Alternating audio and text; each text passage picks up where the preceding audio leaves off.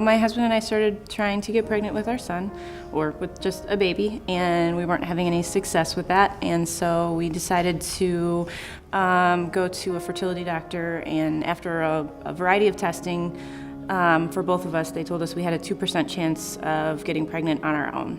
So we decided to move forward with some of the first steps, and that involved having surgery and moving forward with some fertility drugs. And we did that for a couple months, and we just both got really tired and really drained and burned out, and we didn't really want to tell anybody about it because it was pretty painful process to go through. So in spring of last year, we just decided to take a break. We were both really tired, and we decided to go on vacation, and we took a 10-day vacation, and knowing that there's specific days in your cycle that you have to get treatments, and overlapping with that was the Easter holiday. And so with the Easter holiday, we just decided that we were going to both fast during the Lent season.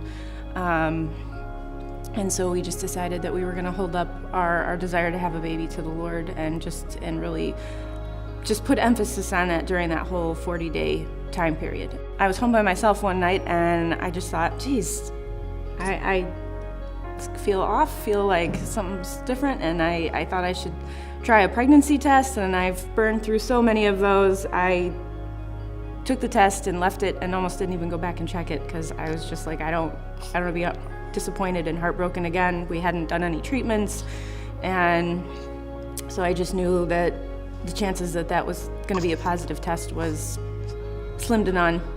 And Chris wasn't even home, and I went and looked at it, and it said pregnant, and I was like, what? And I was by myself, so I was like, this is insane. Like, who am I supposed to tell? And he was out, and so I was pregnant again. So I told Chris that morning, and we called the fertility doctor and went in that week. And so we went in for a blood test, and so they could check our HCG levels. And I asked the nurse, I said, what number are we looking for? And she said, well, between 60 and 100. And so I was like, okay. And then we had to go to work after that, I was like carrying my cell phone around with me, waiting for them to call. So the nurse called, and she's like, well, your number is 8,140. And I was like, I don't understand. I said, that's not even close to what you told me we were looking for. And she's like, well, we just thought you were kind of pregnant. She's like, you're really pregnant. She's like, come in on Monday, you'll hear your baby's heartbeat. So we went in on Monday, and they did an ultrasound, and the doctor was very grim, very matter-of-fact, and said that there was a blood sac in my uterus with the baby, and he said that significantly increases your chance of having a miscarriage.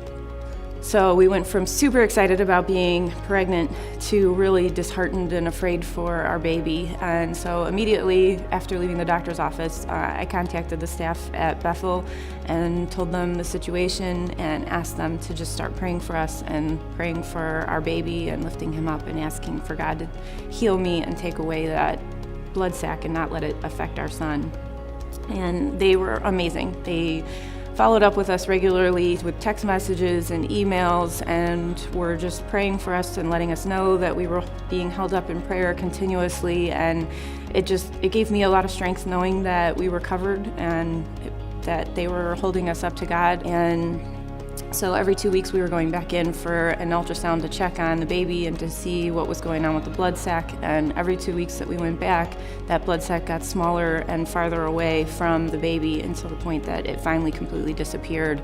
And James was in the clear. And to have them take care of us and pray for us and continuously let us know that they were thinking about us and lifting up our son to God for healing was just an amazing comfort. It gave us both strength to move through a time that was so stressful, and being able to just completely know we were taken care of was an amazing experience, and we couldn't ask for anything more out of our church family.